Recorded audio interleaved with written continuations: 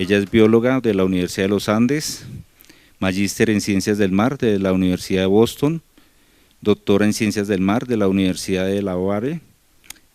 Trabajó en Estados Unidos, trabajó durante 18 años en el Instituto de Investigaciones Marinas, Invermar, en Santa Marta, los últimos 4 de ellos como directora general. Trabajó 8 años en Colciencias como jefe del programa de Ciencias del Mar y los 2 últimos años como subdirectora de programas de Ciencia y Tecnología. Actualmente y desde el año 2014 es directora general de investigación de la Universidad de La Sabana, del 2004, perdón, sí, qué pena, es que no veo acá muy bien los años. Entonces, y allí lideró la creación, organización y reglamentación del Comité de Ética de Investigación y ha liderado 2 actualizaciones de la misma reglamentación, la última de ellas en el año 2015. En el momento actual, además de lo ya dicho, hace la Secretaría Técnica del Comité de Ética de Investigación de la Universidad de La Sabana. Bienvenida, doctora Leonor. Bueno, muchas gracias por la invitación. Para la Universidad de La Sabana, pues es muy interesante poder compartir lo que hemos hecho con el Comité de Ética de Investigación y escuchar a todos los demás. Nuestro Comité de Ética de Investigación, como lo dice su nombre, no es un comité especializado en ciencias de la salud o en investigación clínica. Lo que les voy a contar es lo referente al Comité de Ética de Investigación General de la Universidad, a donde llegan todas las investigaciones pues, de las distintas facultades, muchas de ellas ciencias sociales, humanidades, psicología y obviamente también todo lo relacionado con Facultad de Medicina y de Enfermería y algo de lo que hacen los residentes de Medicina en la clínica universitaria de la universidad. Nuestro Comité de Ética fue creado en el año 2005 mediante la reglamentación número 9, como lo dice allí, y ha tenido 2 actualizaciones, puesto que como cualquier comité y cualquier cuestión en términos de investigación o de bioética, esto es muy dinámico y hay veces que se ven las necesidades de hacer cambios.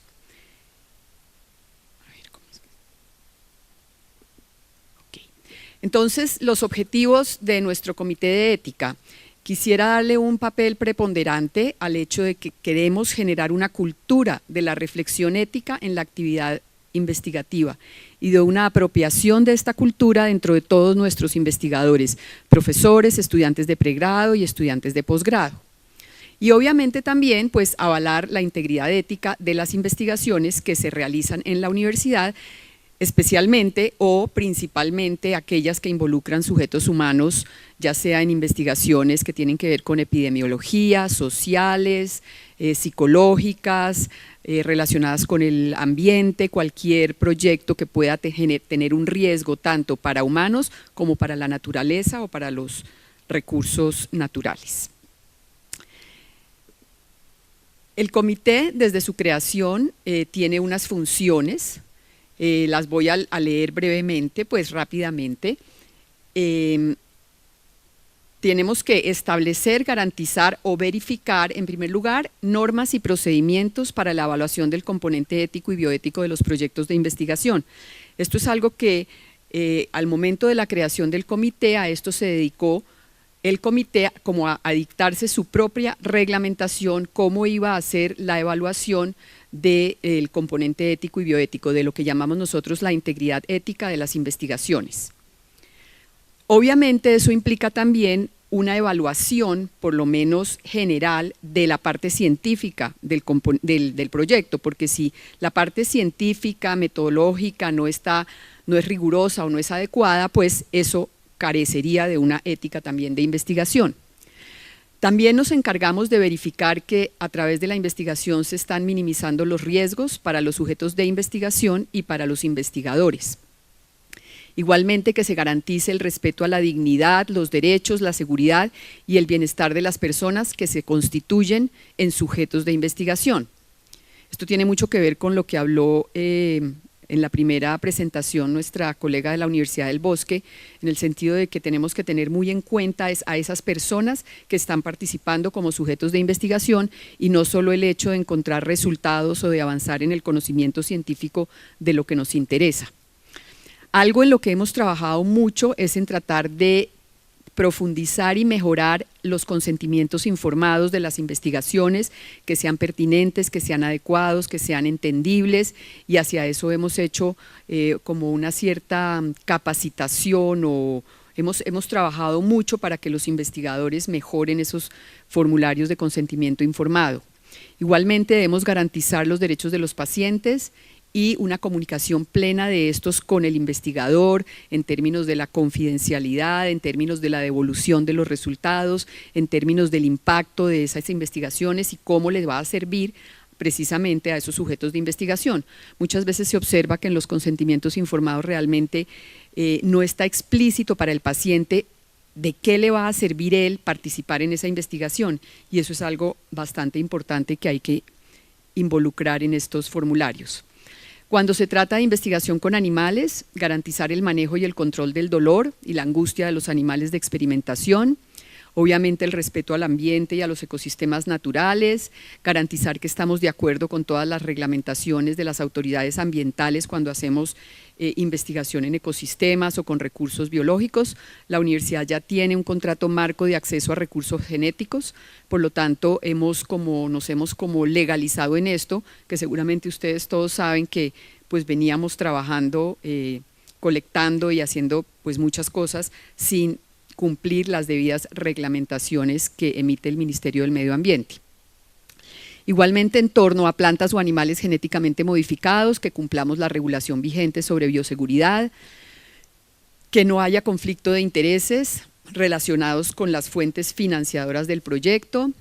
Otra de las funciones del comité es hacer seguimiento al avance de los proyectos, y recientemente lo que hemos reglamentado, que les hablaré un poquito más adelante, es que este seguimiento se hace sobre todo a través de las subcomisiones de investigación de las facultades, que ahora se han convertido en subcomisiones de investigación y ética de investigación, porque ya les hablaré, es bien difícil para un comité central hacer seguimiento de todas las investigaciones. Además, el comité pues se está volviendo cada vez más como un ente pedagógico, asesor y orientador de la comunidad universitaria sobre la ética de la investigación. Incluso muchas veces también trabajamos temas de propiedad intelectual, de problemas que haya en torno a eso, ya sea en el pregrado o en el posgrado o con los profesores. También tenemos que velar porque las regulaciones jurídicas, todo lo técnico y lo procedimental se cumpla en las investigaciones, y obviamente propiciar una mayor capacitación de los miembros del comité de ética para que puedan o podamos cumplir nuestros objetivos. Nuestro comité de ética está compuesto por un médico que debe tener especialización, maestría o doctorado en bioética y experiencia en comités de ética. Este médico es postulado por la Facultad de Medicina. En la universidad el nombramiento final de todos los miembros de este comité lo hace una instancia que se llama la Comisión de Asuntos Generales, es una instancia delegada del Consejo Superior y ella es la que finalmente escoge de las ternas que envían las facultades. Un profesional en enfermería postulado pues de una terna que presenta la Facultad de Enfermería, un profesional experto en biojurídica de una terna que presenta la Facultad de Derecho, un filósofo con orientación antropológica presentado por la Facultad de Filosofía y Ciencias Humanas, un profesional en biociencias, desarrollo tecnológico o ingeniería que lo postula el doctorado en biociencias que tenemos en la universidad, un profesional en ciencias de la comunicación postulado por la Facultad de Comunicación Social, todos estos son de ternas que postulan las facultades, un profesional en psicología y el director de investigación de la universidad que tiene voz pero no voto y que a su vez hace las veces de secretaría técnica del comité. Para cumplir las reglamentaciones, una de estas personas debe ser externo a la universidad y en este caso el miembro del comité que tenemos externo es el que cumple o el que es el profesional en psicología, pero eso puede variar, cualquiera podría ser el externo. Bueno, no voy a detenerme, pero tenemos todo un capítulo sobre funciones y deberes de los miembros y los aspectos operativos del CEI, cuándo se reúne, cómo se reglamenta, cómo hace las evaluaciones. Nosotros tenemos en nuestra página web una información muy completa sobre todo lo relacionado con el comité. Recientemente, el año pasado, en la actualización que hicimos de esta reglamentación del comité, convertimos a las subcomisiones de investigación en subcomisiones de investigación y ética de investigación, para darles un papel más preponderante y para que los proyectos que llegan al comité central ya vengan con una evaluación muy sólida y muy argumentada de estas comisiones, de estas subcomisiones, puesto que entendemos que a pesar de que nuestro comité es bastante interdisciplinario, pues qué mejor que la facultad o que estas subcomisiones de investigación pues nos den un concepto argumentado y pues preliminar, porque ellos saben mejor que nosotros seguramente muchas de las particularidades relacionadas con cada disciplina o con cada profesión. Bueno. Aquí les copié algo de lo que está en nuestra página web. Cualquiera que entre, cualquier profesor, estudiante que necesita algo con el comité de ética puede entrar, ver quiénes son sus miembros. Aquí no hay, bueno, la secretaría técnica y las reuniones que tenemos planteadas, porque dentro de nuestra reglamentación exigimos que un proyecto debe ser presentado mínimo con 20 días de antelación para que se pueda surtir la evaluación adecuadamente. Entonces, continuamos aquí con lo que está en nuestra página web. Se dice pues cuál es el objetivo del CEI. Ahí en azulito está la reglamentación, cualquiera puede entrar a mirarla, cualquiera de ustedes, esto está abierto para todo el mundo. Y tenemos una serie de procedimientos y formatos. Aquí no hay un indicador, ¿no? No. Ah, bueno, de procedimientos y formatos. Se le indica entonces a los investigadores y a las subcomisiones cuál es el procedimiento para estudio y concepto de proyectos de investigación, qué nos tienen que enviar, con qué antelación. Dentro de lo que nos tienen que enviar, además del proyecto,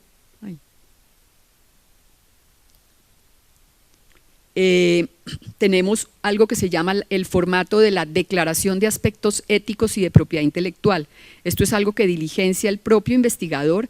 Allí él declara si su proyecto tiene riesgo, qué tipo de riesgo, si cumple con las normativas propias de su disciplina, si tiene conflictos de intereses, cómo va a manejar la propiedad intelectual, por ejemplo, si esta investigación es pues con otras personas, con otras instituciones, y él argumenta por qué la pertinencia de su proyecto, el impacto potencial.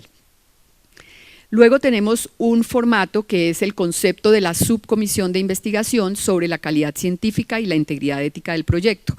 Obviamente esa subcomisión utiliza también el formato de la declaración de aspectos éticos del investigador para su propio concepto, pero además tiene que argumentar muy claramente si el proyecto cumple o no todo lo que se requiere para que sea íntegro éticamente y además todo lo relacionado con su calidad científica.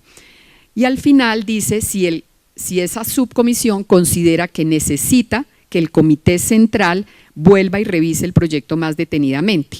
Si dice que sí, no lo envía. Si dice que no, igualmente no lo envía para que nosotros conozcamos. Y por ejemplo, en los casos para Colciencias, que es un requerimiento, obviamente el Comité de Ética Central será el que emite finalmente el acta donde avala o no el proyecto. Y tenemos también ¡ay, se me fue! ¿Qué es esto? Se me perdió esto, no sé qué me pasó. Es que esto no. Pues es que se me metió al link. No, acá estoy, creo. Quiero que echar para atrás. Ah, bueno. Pero se me fue de acá. Se me fue de esta partecita. Ah, bueno. Y tenemos, debido a los problemas que encontramos con los consentimientos informados, pues generamos como un instructivo para orientar a los investigadores en cómo generar cada vez mejores formularios de consentimiento informado, que sean claros, que sean en un lenguaje entendible, que le expliquen al paciente o al sujeto de investigación, porque muchas veces puede ser una persona en una empresa a quien se les va a hacer una encuesta, ¿cierto? ¿Qué implica para ella? ¿Cuál es la confidencialidad? ¿Cómo se le van a devolver los resultados? ¿Si tiene riesgos? Bueno, todo lo pertinente a un consentimiento informado. Y por último tenemos una sección pues de bibliografía relacionada como algo de cultura general para que si quieren. Bueno, tenemos también como una guía para el comité de ética, para los miembros de nuestro comité para evaluar los proyectos. Aquí solamente les pongo algo de lo principal, ¿cierto? en que en primer lugar cada uno de los miembros debe diligenciar este formulario antes de ir a nuestra reunión donde ya se debate, pero tenemos que mirar cuál es la utilidad, la pertinencia o la justificación de un proyecto, la idoneidad de los investigadores, su trayectoria y su experiencia en el tema, la calidad científica y la adecuación metodológica. Si bien obviamente no todos los miembros del comité son o somos expertos en todos los temas y por eso recibimos el concepto de la subcomisión, sí tenemos una variedad de disciplinas, tenemos personas especializadas en investigación cuantitativa, cualitativa, tenemos comunicador social, psicólogo, enfermeros, médicos, o sea que sí pueden aportar mucho al componente metodológico del proyecto. Se mira también si hay riesgos para los humanos, animales o ambiente. A veces el investigador declara que no hay riesgo, nosotros identificamos que sí hay un leve riesgo, entonces es importante que todo eso se mire. Si el consentimiento informado está realmente como debe ser, en esto se trabaja mucho, se les devuelve muchas sugerencias para que lo mejoren, y también miramos si se menciona el marco legal y si el proyecto se acoge a este.